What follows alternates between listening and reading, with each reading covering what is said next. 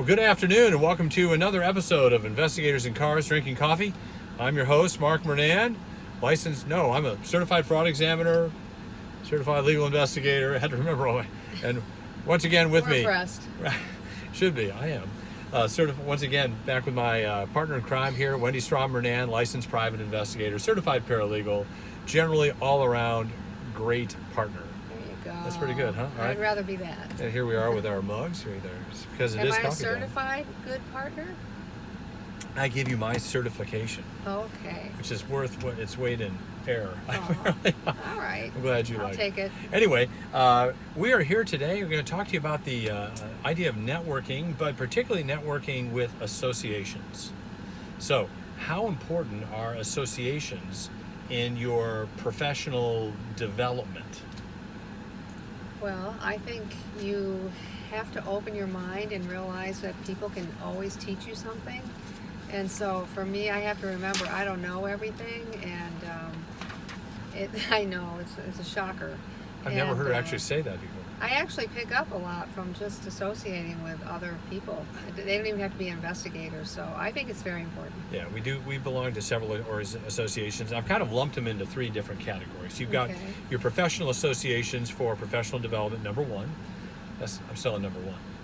Professional development, number one. That would be for investigators, be your state investigative associations, national investigative associations. Number two would be your client associations, wherever your core clientele is, belonging to associations related to them, and we'll get to them in just a second. And number three, you turn your hand around like that. That look better. That does look better. I think that's what it's supposed to be. Number three would be volunteer associations. Oh, so those are these. my favorite. So we will talk about each one of those. So number one, can I say number one? Professional. Professional. No, you're supposed to give the signal. Oh. You're supposed to give me the finger. So, number one, professional associations, and those would be. Well, anything that's in your profession. For us, it's investigators, paralegals, attorneys. Yeah, some of those are client. Legal. Some of those are client associations. Oh, okay. Yeah, I've kind of grouped those. So the professional. Why don't you tell them? Well, how about I volunteer? The number one would be your, for us as private investigators, it's your investigator associations. I gotcha. And the first one, I always recommend it, is your state private investigator association. For us in Florida, it's the Florida Association of Licensed Investigators.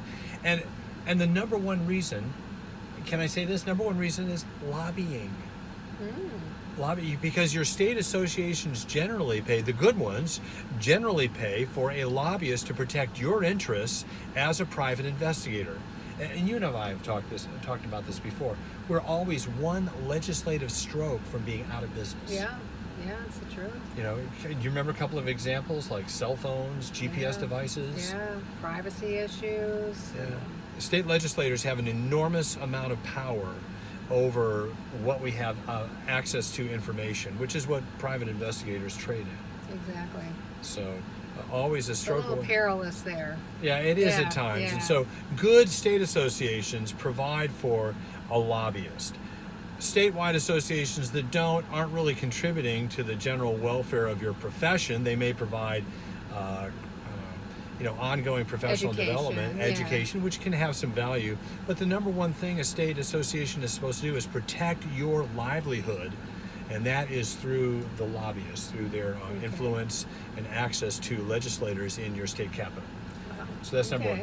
National Investigator Associations, what, for instance, we belong to?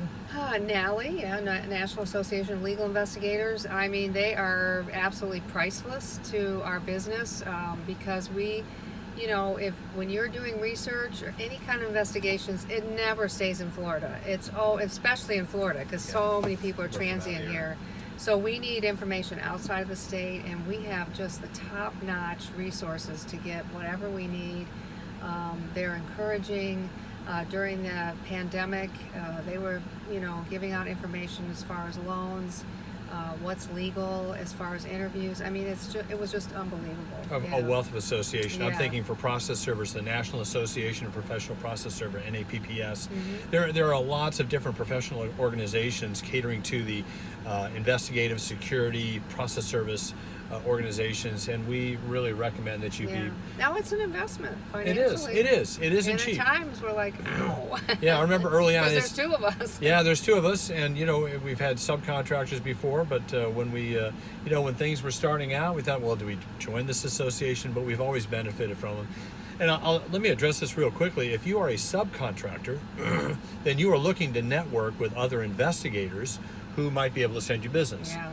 If you are in the position of hiring subcontractors, which is what we do fairly frequently, other investigators across the country, we are looking for people to send business to.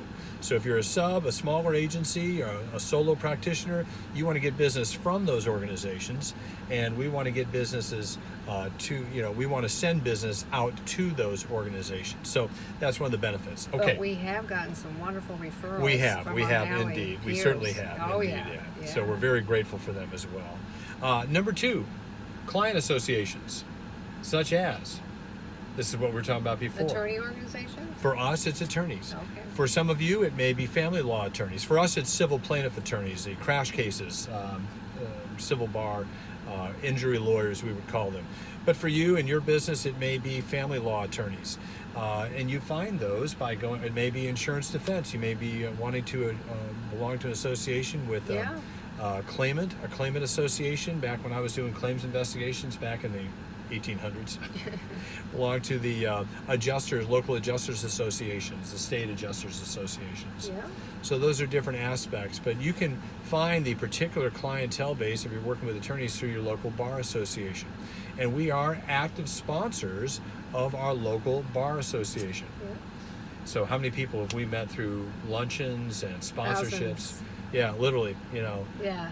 it's a huge source of referrals. So your client base, your core clientele, identifying your core client and belonging to their association. So that's one. And as a paralegal, I'm also allowed to belong to the local bar association and the Florida bar. Correct. So that also puts me in touch with lawyers, or also gives us little perks. We can attend things.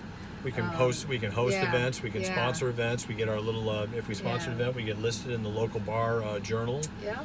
So those are all avenues of associations we want to join. Mm-hmm. Third, volunteer associations.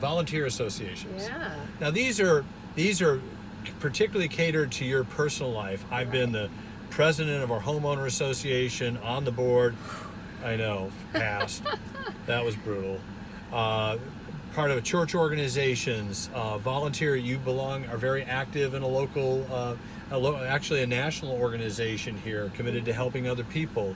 And we spend hours a week at times in those, just fulfilling our civic duty. Mm-hmm. But they've also led to business, haven't they? Absolutely.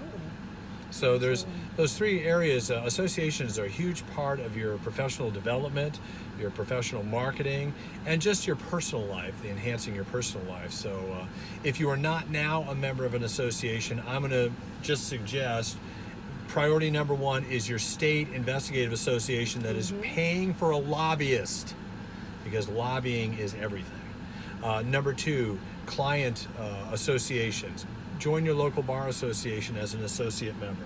Join the insurance claims, the claims association, the family law division of your local bar association if you're doing domestic work. Get in sync with those to do that, and belong to 1 or 2 organizations outside of your business, because you never know where a case might come to. But it also gives you a chance to volunteer and commit to your own community.